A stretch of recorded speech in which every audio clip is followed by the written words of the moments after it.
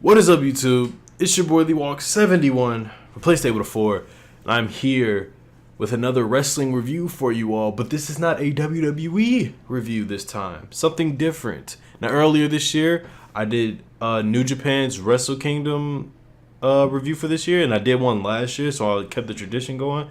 This time, and I said it before that I'm going to do more non-WWE reviews if the show is big enough for me to watch, or if I feel it's more important to watch, then I'll review it. Like, I'm probably going to review Dominion this year.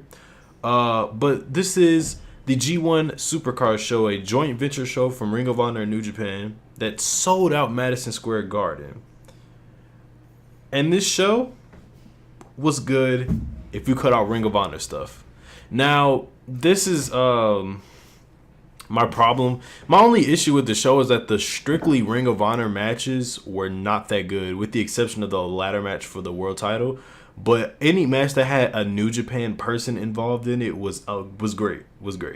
And I guess it just shows how washed Ring of Honor is, in my opinion. I don't know what it is about Ring of Honor, but they just have not been where they used to be, in my eyes at least. Like, I remember watching Ring of Honor in like 2015, 16, around that time, when you had Red Dragon, you had the War Machine, aka the War Raiders, the Young Bucks, you had the original incarnation of the Kingdom, you had Jay Lethal with the braids, you had ACH, you had Michael Elgin, and then the New Japan stuff was interesting. But now, I don't know, man. It seems like Ring of Honor is washed. Because honestly, if we're being real, I don't think Ring of Honor by themselves would have sold out MSG. I think that New Japan being a part of it really sold it, and people wanted to see Okada. But yeah, just like a lot of the Ring of Honor matches solo were not that interesting. And there's a lot of stuff they did tonight that was strictly for Ring of Honor that I'm just like, oh, okay. But let's get right into it. Now, there was one pre-show tag match that didn't show up because I watched this on New Japan World, because I have New Japan World. But apparently there was a pre-show 6-woman tag match between the Women of Stardom. I don't think anybody actually saw it because I think this is only available for people that had the ROH website, their subscription, Honor Club, and Fight TV and traditional pay-per-view. So I don't know exactly what happened, but it was between, I don't even want to pronounce the names. You'll see it on the screen. It was a 6-woman tag match, and I don't know how to say this woman's name. It's Kajitsu. Jenny Rose and Hazuki won the match, and they beat Hana Kimura, Stella Gray, and Sumi Sakai, whatever her name is. She's actually was the first Women of Honor's World Champion. That's the only thing I remember her from. But yeah, they won. I don't know anything about Stardom, unfortunately. So yeah. What the pre-show match I actually saw was the Ring of Honor Rumble, which is something Ring of Honor has done before. It was basically a Royal Rumble. It's a pre-show. New Japan used to do it too for their Wrestle Kingdoms. They had the New Japan Rumble. So it's pretty much the same as this almost, except for it's just straight over the top rope instead of pinfall eliminations. I was in and out watching this because I was outside, but I had this playing on my phone. So all I'm going to say is that the winner was Kenny King, and the winner of this match gets a future Ring of Honor World title shot, which actually works for Kenny King because when he was on commentary for one of the Ring of Honor shows, he talked about how much he wanted to be the world champion. And I was like, oh, this is interesting. I see they're trying to do something with Kenny King because I'm actually a fan of Kenny King. I've been a fan since his days in TNA when he was part of the X Division, then when he was part of the Beatdown Clan. I was a big fan of that. And another amazing thing was Minoru Suzuki got the Kaze Nina Ray from the Madison Square Garden, which was lit. And we also got a show-off between Juicin Thunder Liger, the GOAT, and the Great Muta. They actually had a little one-on-one thing before they got eliminated by Kenny King. And then after the match, they attacked Kenny King, and that was the end of that. Then eventually there was an intermission, and then we started the show. We opened up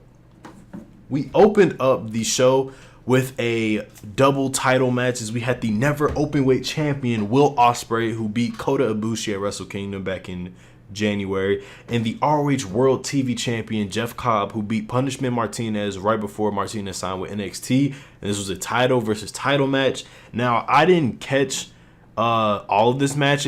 didn't last as long as I thought it was gonna be. I mean, for what I saw, I was actually pretty impressed as I saw like Will Osprey hit the Stormbreaker on Jeff Cobb, who's a pretty big guy. And if you want to see a lot of Jeff Cobb's work, you can see him at PWG, or if you want to really see him go crazy, you can watch him in Lucha Underground as Matanza.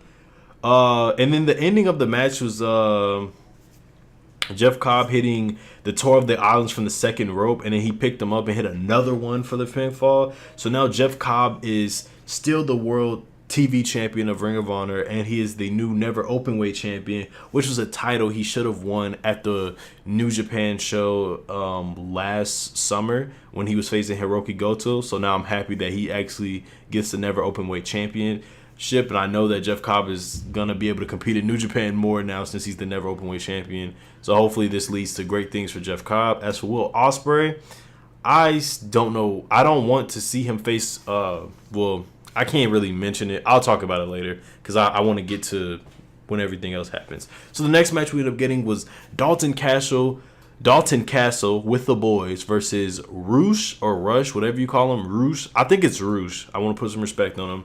One of the founding members of Los Ingobernables with Andrade. And this match lasted all of a couple minutes as Ruse hit a bunch of drop kicks on Castle and beat him.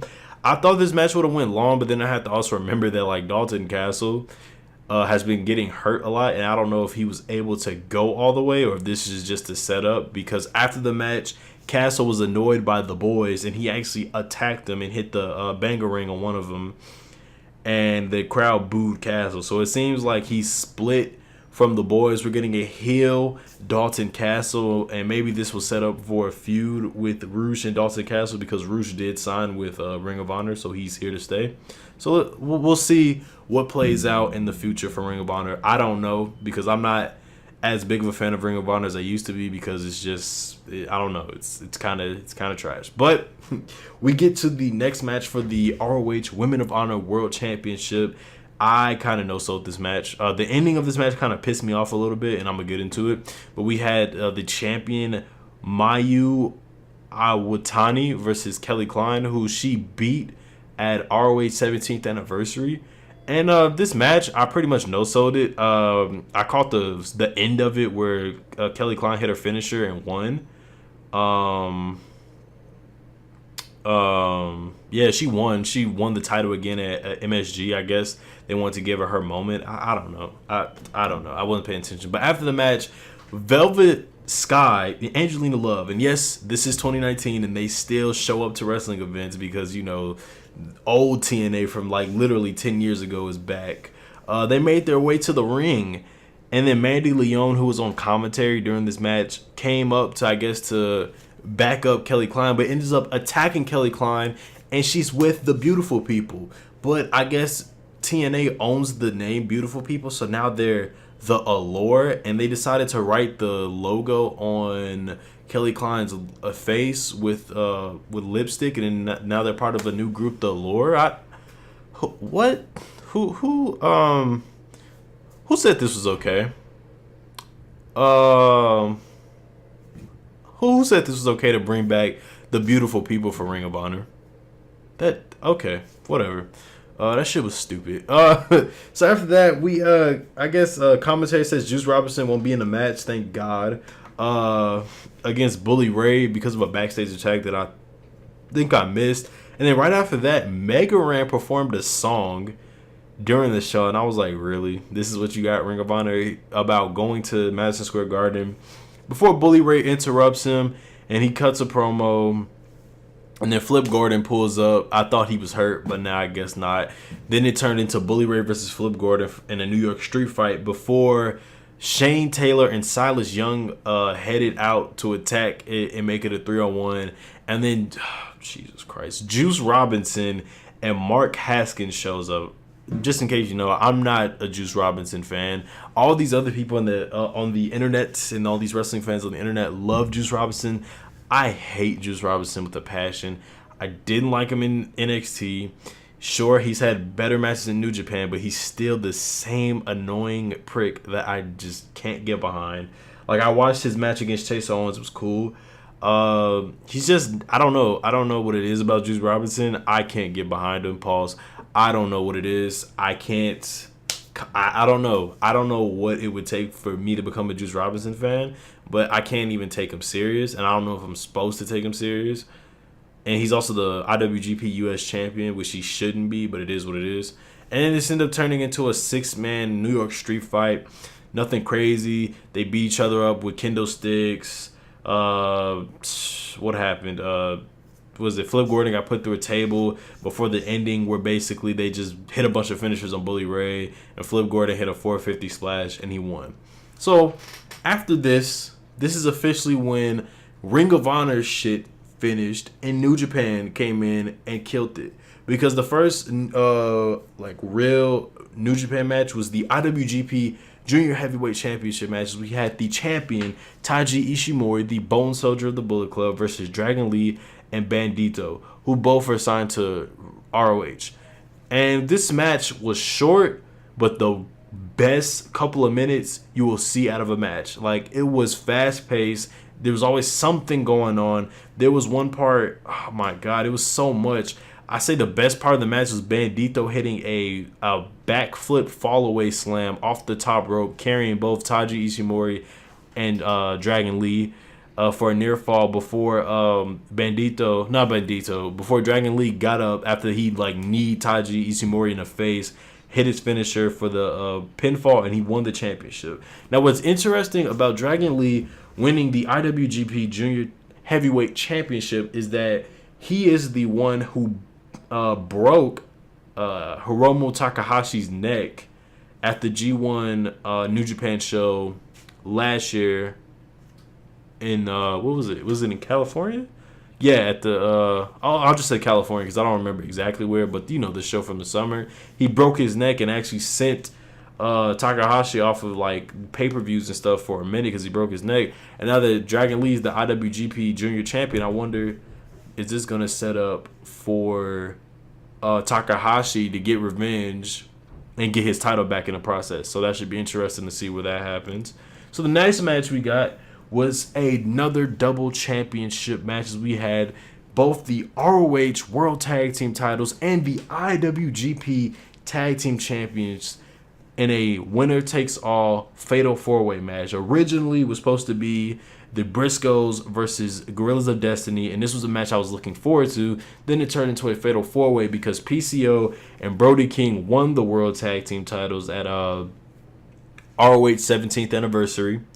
And then PCO and, not PCO, Evo and Sonata got added into the match. I don't know how exactly. But it was another short match, but what I saw in the match was good. There was one spot where PCO, it was 50-something years old, got power bombed out of the ring to the outside, and the man's died. Okay, PCO actually had a pretty epic entrance because, his whole gimmick is that he's not human. So they had him sit on this chair, electric chair, and they basically electrocuted him back to life. That was interesting. Overall, it was a short match. With the winners ended up being my boys Guerrillas of Destiny, Tama Tonga and Tamaloa. Oh shit, I said his name wrong. Tama Tonga and Tongaloa retained the IWGP Tag Team titles while also winning the ROH Tag Team titles. And the ending after that, after that happened, there was a couple incidents that happened. One that was shown on camera and one that wasn't. First being Toru Yano standing on stage with the IWGP Tag Team titles, doing his Toru Yano stuff by stealing their titles. And what happened off screen, which I don't know, it's probably a story, which I really don't want this to happen, but it is what it is. Enzo and Big Cass, yes, you are hearing this right. Enzo Amore and Big Cass they showed up, jumped the barricade, and started fighting the Briscoes until Bully Ray came in and just tossed Enzo into the barricade. Now, this wasn't shown on camera, and most people think it's a work, but I think this is a storyline that's going to set up for Enzo and Big Cass to be in Ring of Honor, which I think is a total... I don't know. That's not good for Ring of Honor. I don't think Ring of Honor needs Enzo and Big Cass. Enzo and Big Cass probably need Ring of Honor, to be honest, but no, we don't need them in Ring of Honor. I thought Enzo was starting a rap career or some shit. What the fuck? I don't like this.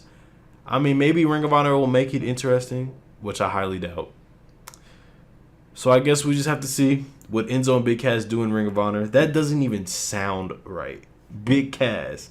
7 foot Big Cass. The man, that gimmick on SmackDown was that he was 7 foot tall, and that was it. Who got tapped out by Daniel Bryan multiple times. Is in Ring of Honor.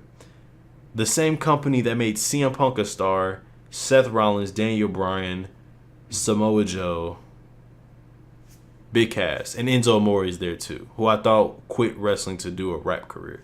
Anyways, the next match we ended up getting was Zack Sabre Jr. versus Tanahashi for the Rev Pro Wrestling British Heavyweight Championship. Now, this title was also defended at Wrestle Kingdom, so it was actually pretty interesting to see that this title was defended at the G1 Supercard. It seems like New Japan and Rev Pro have a really good relationship. Zack Sabre Jr., who was the champion going in, retained it in a really, good but also kind of fast match between the two. They rushed through a lot of matches until we got to like the last 3. A lot of this was just Sabre doing his stuff and Tanahashi doing his stuff. And eventually it turned into Tanahashi getting tapped out verbally by Zack Sabre Jr. It was an interesting match. It wasn't long. It was like, it went through his stuff. It went through his, everything it needed to in order for it to be a match. And Zack Sabre Jr. retained. So the next match we got was for the IWGP Intercontinental Champion, as we had Tetsuya Naito, the leader of Los Ingobernables de Japón, boom, the IWGP IC Champion who won the title at Wrestle Kingdom against Chris Jericho, versus Kota Ibushi, who decided to sign and stay with New Japan instead of going to AEW with Kenny Omega. This match was really good. I caught the second half of it because the first half I was still out and about, so I was watching this on my phone. But this was a really good match. This is a New Japan match, and Madison Square Garden got blessed. It was really good. If you want me to talk about it more, all I can say is just you gotta watch it. A lot of false finishes, like Naito hitting a Destino for a near fall, Kota Ibushi hitting his sit-out powerbomb for a near fall. That was pretty cool. A lot of stiff stuff, people stand on their necks, a lot of stuff. And what I liked was Kota Ibushi hit the Bombaye knee twice, and then goes for the I don't know what they call it, the Kamagoye, which is the big knee to the face. It's kind of what him and Kenny Omega used to do as for their finisher as a tag team as the Golden Lovers, and he won the match. This is actually really good for Ibushi because Ibushi has been chasing that IWGP IC title for a minute. I mean, he had that incredible match with Shinsuke at Wrestle Kingdom, and he lost.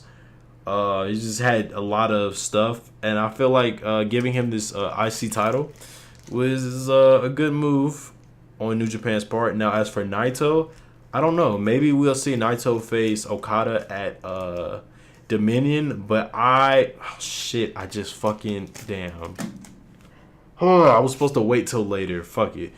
By this time, you know what happened. So, yeah, Kota Ibushi wins the IWGP IC Champion. Pretty good match. I would suggest you go watch it. These two always perform good matches, so I had no doubt that this wasn't going to be great. So, yeah, go check this out. So the next match we got was a triple threat ladder match for the ROH World Championship, and that just shows you how terrible Ring of Honor is that their world title can't even main event their own show because New Japan is far more superior and Okada is amazing. So we get the triple threat match. Jay Lethal, the champion, defends against Marty Scurll and Matt Taven. Triple threat ladder match. This match was actually good. I liked it a lot. Now, the thing about this match, and it made it pretty obvious who won this match because Matt Taven won the world title out of nowhere. Oh my God. In this match, Matt Taven literally did one thing, and that was spear somebody through a table. Other than that, Matt Taven was literally taking almost all of the bumps. Jay Lethal got a lot of stuff in. He had a figure 4 leg lock through a ladder. He put Matt Taven, once again, through a table by hitting an elbow drop off of a ladder to the outside. There's actually one messed up part about this match where they made an X out of the ladders, and Jay Lethal decided to toss it out of the ring and actually hit like one of the fans in the face, which is kind of fucked up. Marty Scurll definitely showed up in this match as well. He did the finger breaks on top of the ladder and made it difficult for Matt Taven to get the titles as he just fell off the ladder. He also sold his leg pretty well after getting attacked in the leg a lot. He did pretty well in this match. Everybody did good. It was just that what's his face? Matt Taven, he literally did nothing but take almost all of the big bumps, and then he won the match. He took a superplex off the ladder from Marty Scurll. Like, he was literally in this match to absorb all the pain, and then he won the world title. Like, what? This is why ROH is failing. Who wants to see Matt Taven as the world champion? Do you realize that Matt Taven joins the list of wrestlers that have won the title? He alone is a part of a list of other wrestlers. He is a part of a list with CM Punk, Seth Rollins, or Tyler Black, Samoa Joe, Bryan Danielson or Daniel Bryan, Jay Lethal, Adam Cole, Kyle O'Reilly. Who else was Ring of Honor World Champion? That was amazing. Christopher Daniels. As much as I have a love-hate relationship with him, Cody Rhodes. I'll take it. We're gonna take Cody Rhodes off that list. He didn't do much with the title. But just think about it. Samoa Joe, who had one of the greatest Ring of Honor reigns in our time. CM Punk, Daniel Bryan. What? Matt Taven has joined the list of wrestlers that have won the Ring of Honor World Championship.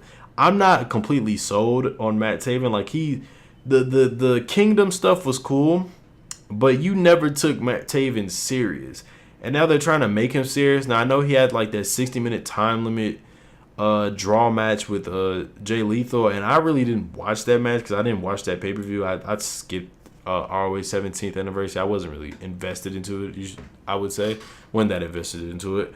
So yeah, Matt Taven is the ROH World Champion. I don't know how to feel about that, to be honest. It's weird, to say the very least. It's very weird. But everything made up because we got the main event of the ROH New Japan G1 Supercard shows. We had Jay White, who is the IWGP Heavyweight Champion, defeating Tanahashi, facing the Rainmaker, Kazuchika Okada, one of the greatest wrestlers of all time. Best wrestler in New Japan, hands down. This match was really good. I like this match a lot. Jay White actually was not carried in this match. He actually showed up and was an equal to Okada because he got a lot of shit in this match. And this match, I fucked with it heavy. Really good match. Really good stuff from Okada. Okada's drop kicks. His drop kicks got so intense that I actually yelled at the screen saying, yes, let's go. Jay White hit a lot of stuff. I liked one part of the match where Okada reversed. Like, he was going for the Rainmaker, and then Jay White reversed it into what is it called? The Blade Runner. And then Okada reversed into a spinning tombstone and then hit the Rainmaker for the win. Jay White hit what's the damn move called? The Blade Runner. Hit the Blade Runner, but he didn't cover him because he got back up. I also liked how Gato got involved in this match. Once again, continuing that story with him and Gato.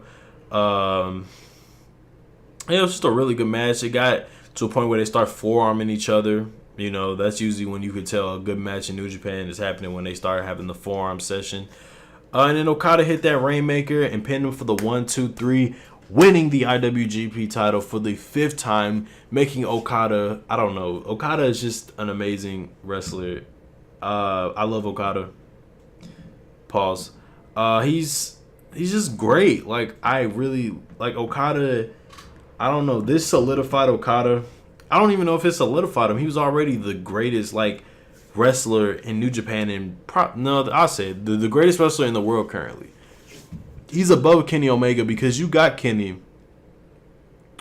Kenny's problem is that, yes, he has good matches, but he's not, I don't know.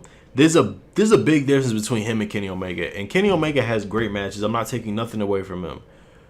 But Okada will tell you a story. Okada will give you the greatest match you've ever seen. Okada wrestles like a champion. Kenny Omega, when he was champion, barely defended it. And when he did, the matches were pretty much lackluster with the exception of the Tanahashi match.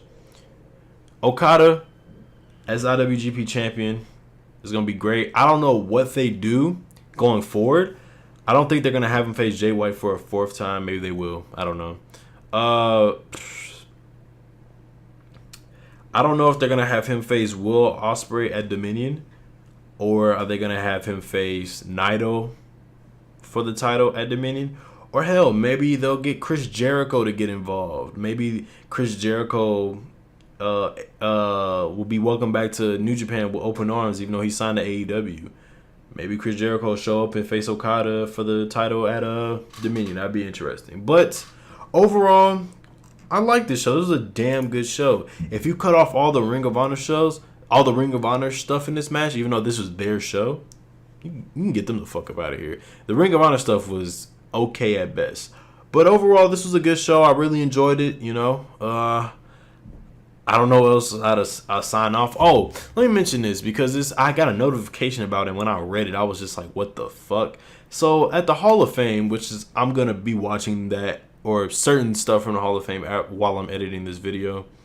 Some asshole decided to attack the GOAT, Bret Hart, and tackle him. And I'm so glad that he got arrested and got charged with like third-degree assault because he tackled this dickhead, decided to jump the rail. This dickhead decides to fly wherever the fuck he came from to New York to jump the barricade because they had a new setup for the Hall of Fame where it's actually an entrance and then the Hall of Fame speech, like where the podium is actually in the middle of a ring, which is actually interesting. So it was set up like a whole, as if there was a show going on. And he jumped the guardrail and fucking got in the ring, tackled Bret Hart, who is old as hell. But he's also a cancer survivor and a stroke survivor. Old as hell. Tackled him and took Natalya down with him. And the wrestlers immediately got into the ring. Dash Wilder, who is my hero now, uppercutted this man. He got beat up by Davey Boy Smith Jr., Harry Smith. And who else beat him up? Somebody else beat him up. The New Day, Titus O'Neil, they all beat his ass. And now he's in jail. So, yeah. Fuck you forever. You do not attack a wrestler at a Hall of Fame ceremony, let alone fucking Bret the Hitman Hart. Suck a dick forever. Anyway, guys, like, comment, favorite, subscribe. Be on the lookout for the WrestleMania event, review. That review is going to be ridiculously long because this show is going to be ridiculously long. Anyway, guys, I'm out. Peace.